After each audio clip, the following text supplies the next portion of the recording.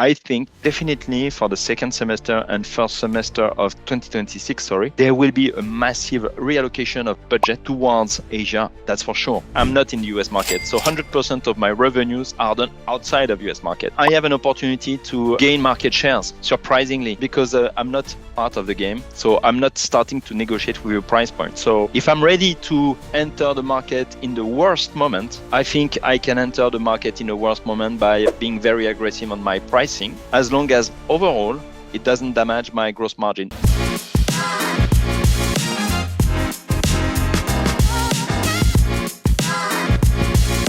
Hey guys, this is Sid Patel, your host of the Wine, Whiskey and Weed Show, CEO of Beverage Network, and I'm here with a very special guest, Rodolphe Lameyse.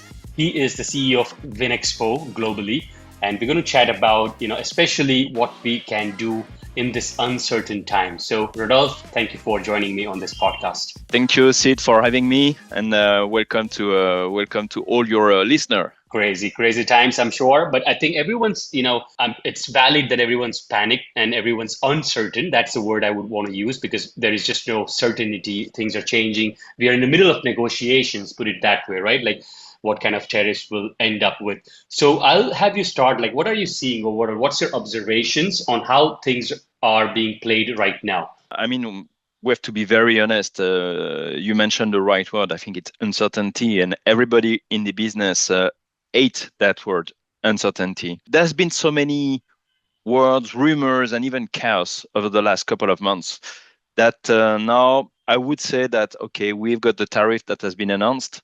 It's one way of clarifying the situation as it is now. Never forget that 2 weeks ago, we heard the rumors, not the rumors, we heard Donald Trump saying that he will apply 200% tariff on Europe wine and spirits. So, I mean, it is what it is. I think at the very right moment, we have to be very mindful about our business. What I'm hearing at the moment is the following. So it's been a shock. Everybody is trying to ascertain what's going to be the impact on their business. I'm hearing and I'm reading different evaluation, whether it's going to be a minus 800 million euros of sales for this part of the world, or a minus 20% of market share. I think at the very right moment, nobody knows exactly. The only thing we can absolutely know for sure is that with this tariff being imposed to the rest of the world, it's not only to Europe, it's to the rest of the world, there will be only one loser. And the loser is going to be the American consumer, who is going to face massive inflation in the coming weeks, if not months. That's for sure.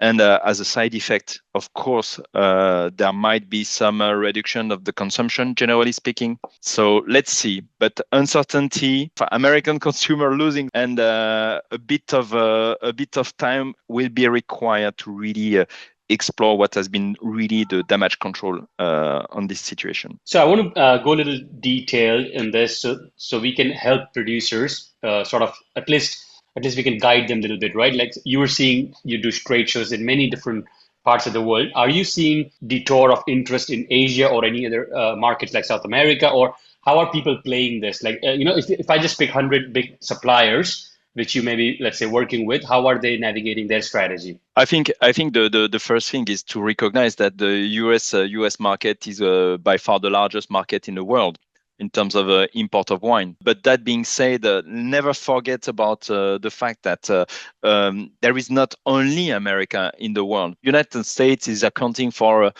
650 millions of inhabitants, whereas the rest of Asia is accounting for 2 billion. India is accounting for 1.5 billion. And if I'm not wrong, I think Latin America and South America is accounting for more or less the same as US. Of course, it's an important market, USA, and it's accounting for a lot of the gross margin of the wine producers. But facing what we just said about the tariff, facing what we just said about the inflation that is going to strike US consumers, facing the fact that there might be, as a consequence, a reduction of consumption, generally speaking, in the US, I think our wine producer, wherever they are in South America, wherever they are in even in the US or in Europe, of course, they are looking for alternatives in markets. But you have to understand it's a slow process. I mean, wine producers, wine companies are like any kind of business. They have their budget, they have their plan in terms of marketing and sales activities. And as of the last quarter of 2024, sorry, they were still scheduling activities in the US. They were still scheduling activities with North America. So changing their plan now is a bit of a last minute approach. I think definitely for the second semester and first semester of 2026, sorry, there will be a massive reallocation of budget towards Asia, that's for sure. But never forget one thing. If US is imposing tariffs, China at the very right moment is very slow in terms of wine consumption. So you have a very narrow passage to Hmm. look for alternatives to supplement these two big markets. And I tell you what I think deeply. I think one market is undervalued by the wine community, which is Southeast Asia, because Southeast Asia is an aggregate of different countries. You have Vietnam, Thailand, Malaysia, Indonesia, Singapore, Philippines, but also you reach a bit further like Australia. Those are quite significant markets if you sum them all. And they are more or less the size of what is China nowadays. So I'm not giving any advice, but my view of things would be to look for markets which are, I would say, sort of a bubble at the very right moment of Hmm. quiet and peaceful environment to make business in. Last but not least, for me, is a long-term approach, but it's definitely India. India is quite a fascinating market. I know that we are been telling over the last 30 years that it's just around the corner. India is just around the corner. The growth is around the corner for the last 30 years. But if we take a step back, I think at today, there is an opportunity globally to set proper economic relationships that I will not say exclude, but that are outside of Europe, US, South America, US, China, US, India, US. I think it's clear at the moment that US is generating commercial war with everybody on Earth, everybody. So why don't we just look for new markets, new trade relations between continents, which will favor growth and development, which will be able to be a workaround at the current US situation. I'm not sure I'm clear, but this is Yep. definitely how I've considered that the market dynamic has to evolve at the very right moment. Got it. I mean, how I'm seeing is, ultimately it will evolve into a little more fair trade. I'll take a little bit of US side, for example, just to for the debate. What if the consumer digests the increase of 10% or the duties? What if the consumer still stays strong and the fundamentals of US are still supportive, which is low interest rates and the demand and the full employment rate. So I personally think that brands should still keep focusing on the US and still put the same effort. And I truly think that the consumer still has that digestive power of paying a dollar more. We're talking about the mid-level range, for example. I'll come. That follows up with a question of let's break down the value, medium, range and the premium range. So if I have to add the duties, like do you see that uh, all three categories can be played out differently? Like, what's your take on that? No, but there will be definitely. I mean, if you have a low affordable wine, 20% tariff, you have to always consider that it's 20% against 10% for other countries. So it's it's not you are not bearing the cost of the inflation, the cost of the tariff only by yourself. Everybody has been hit, different levels. South Africa it's 30, Europe it's 20, and South America it's 10. So everybody's got an increase in terms of tariff.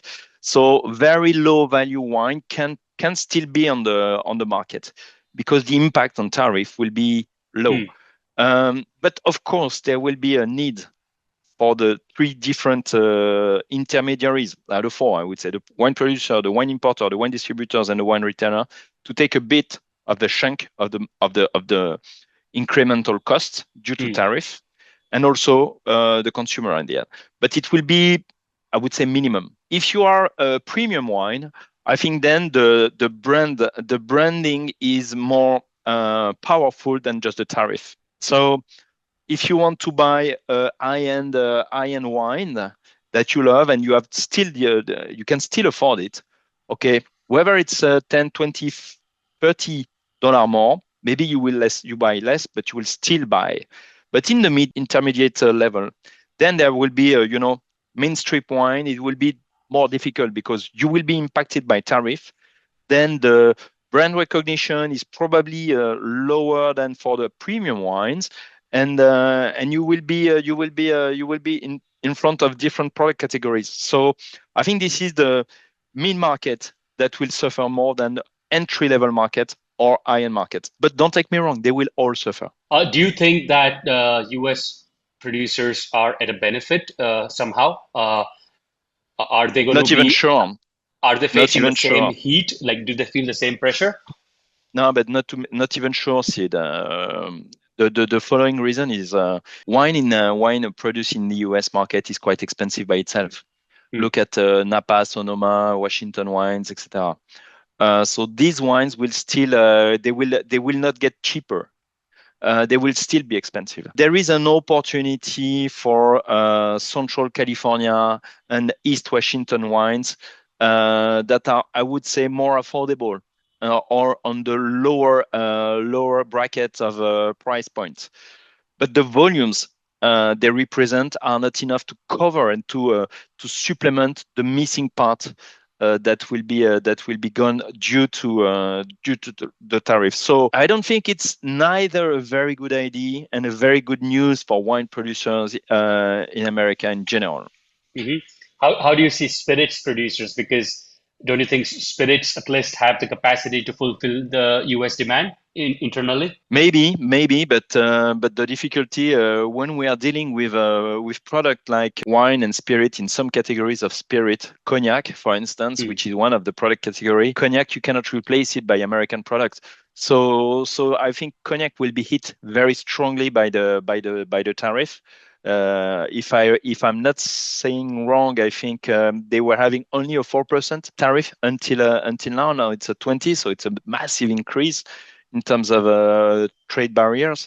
So cognac will be facing some issues. There is an opportunity for some spirits in the US to cover the losses of market share from the rest of the world. But generally speaking, I think it's a lose-lose situation. Everybody's losing. Hmm.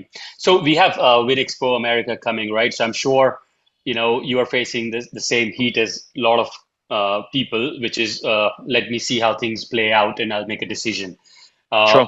What is your advice, or if you were a winery or a distillery trying to come to the US, what you would do in your next 60 days when it comes to the marketing, sales, promotion, meetings? Well, I think first of all, the engagement process towards Vinexpo Miami was long time done before the Trump so-called tariffs. So all the attendees, participants, they have already taken their decision to be there. So now coming back to your question, it's a question of what do I expect from this trade show?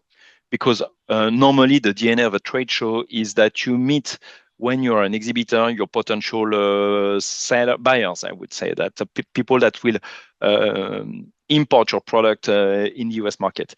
It's true that at the very moment, this connection and this whole process A to Z is a bit disrupted by the fact that none of us are able to say, okay, is it is it the right moment to import new products? On the opposite, I think this is the right moment to connect the whole community because once again, I mentioned that it's a lose-lose situation. None of us are going to win from these trade barriers. None of us are going to be gaining market shares or very marginally speaking. American consumer is going to face a price increase. The retailer, the importer, the distributor, they are going to see either some margin destruction, either some product shortage, but there will be an issues. I'm not talking about the restaurants and bars that have just their warehouse full of wines, and once it's done, they will have to find new sourcing. So to me, I think there is a considerable opportunity from this wine and spirit community globally is to bond together.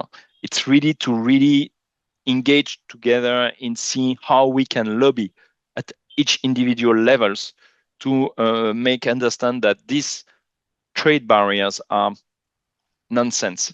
I mean, usually, for the sake of a bit of an economy standpoint, when you apply trade barriers, is that you have a mercantilist approach. So you want either to bargain something in exchange of the trade barriers, or you want to relocate some production lines. Like you can believe that if you put trade barriers, automatically you will create more cars and you will manufacture more cars in the US market. You will manufacture more washing machine in US market. But come on, we are talking about wine. Do you believe that that it's so simple to relocate Bordeaux wine in the US and Yeah, still I have mean it it's Bordeaux? an agriculture product. In the day, it has to It's be from the it's farm. absolutely nonsense. So the whole wine and spirit community is facing a discussion which is absolutely irrelevant Hmm. to its means. So being together, looking for generating one voice, speaking with one voice, defending what is absolutely essential to our business is very important. So yes, market will be damaged by these tariffs, but there is one thing that we do best in this community. It's connecting, engaging one to each other, and defending our business. What is essential in the wine is definitely that we are a community of people passionate but sharing something in common. Hmm. And I think this is definitely where we have to be solidar and all together. And definitely at this moment, Miami is the right spot. So let me ask you one question. Are you seeing any ripple effects beyond US? Meaning, if US is posing duty on France and France is going to pose on US wines, let's say, apart from those two in the fight, is the third country also a collateral damage? Fortunately, most of our wine producers and wine merchants in the world are not a monopolistic market. They have not just one market. So the market, usually US market for in average, represent around 20 to 30% according to who you speak to. So it means that 20 to 30% of your business is at risk at the moment. It Mm-hmm. means that, of course, they are reallocating their effort, still not forgetting American market, US market for sure, but reallocating their marketing efforts. So there is, I would say, as a collateral damage, funny, but there might be some market opportunities. I mean, price reduction in other markets because some more people will look for the same outbound, and there will be like you see what I mean, like sort of, I will not say a trade war because trade war is a bit aggressive, but there will be more people eyeing to the same market, which is not impacted. And therefore, there might be some price reduction in some countries for the same wine. You see what I mean? Mm-hmm. Collateral damage, to me, if you forget about the loss of market shares from the wine producing country exporting to the US, the main collateral damage will be in the US itself. Mm-hmm. I mean, some people will not be able to import wine from overseas anymore in the US, putting their business at risk. And the whole value chain is somehow at risk because if you are in a restaurant, we all know that F&B business is very important. The, the B from F&B is higher in terms of margin generation. So either you destroyed your margin for a wine Mm-hmm. that you offer in your restaurant, or you increase the price, but with the risk of seeing people not taking wine anymore, looking for other alternatives. So, I mean, for me, the whole value chain in the US is under strong pressure at the moment. Probably more than the rest of the world. True, agreed. Like importers and distributors are the highest. In fact, their business is even 100% at risk because there was 100% import if you think about it. Sure. Let's go on a couple of last questions on sort of Vinexpo Miami, right? Like, how do you expect buyers? What kind of agenda they can come with? You know, what you can expect buyers to do when they come there? Like, how can they sort of use this opportunity this time, or maybe ask suppliers to partner with them in a way? But you mentioned it earlier, Sid. I think it's two people getting together and finding solutions, and I think this is exactly what's going to happen in the in Miami show. The beyond, sorry, just getting together and looking and having sort of a group therapy about the Trump tariff. It will be also definitely a business focused discussion. So, okay, how do we cope with this 20% or 30% or 10% increase, which is not not beneficial for anyone. It's not a price increase from the wine producer. It's not a price increase from the importer. So they have to find solutions. Solutions can be, okay, each of them, they absorb part of the increase by decreasing their margin. One of them is increasing, is taking the risk. There are plenty of solutions. It's very specific. So I think many discussions will happen on a one-to-one basis with different outcomes according to which market you are talking to, which product category you are talking to, and how important the wine is in terms of brand recognition. We all know that in the business, none of us, we do have the same bargaining power. Let's take an example. If you are a Smith or Lafitte, of course, your brand is very important, and some people want to drink Smith or Lafitte. If you are Chateau de la Pompe, in this case, your brand recognition is close to zero, and then your bargaining power is very limited. So that's going to happen. One-to-one discussion on how do we cope with the current situation. Cool. So last question.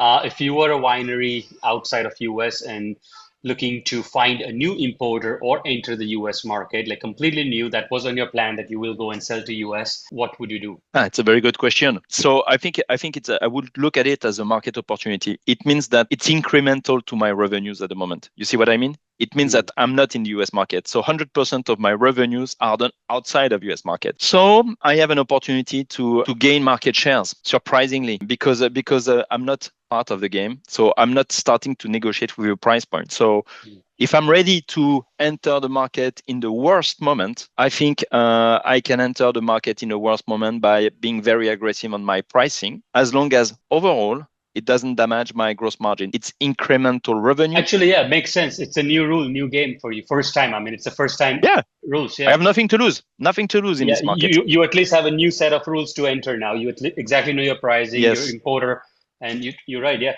It's the people who are already in the market have to sort of figure out on. Absolutely, my friend. Absolutely. Cool. Any other things that you would like to add? I think we are living challenging times at the moment, and it will last for a while.